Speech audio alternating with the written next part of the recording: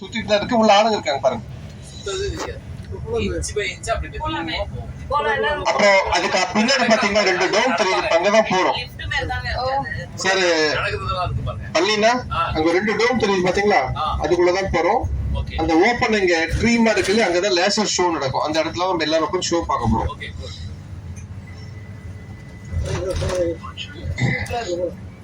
அப்புறம் உங்க ரைட் சைடுல தெரியுற பெரிய பில்டிங் இருக்கு இல்லையா, மெரினா போய் இந்த பில்டிங் டாப்ல வரைக்கும் மேல போறோம். கீழே கேஷியோ இருக்குங்க.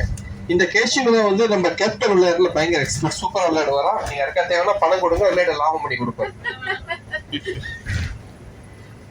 இந்த பில்டிங் பாருங்க.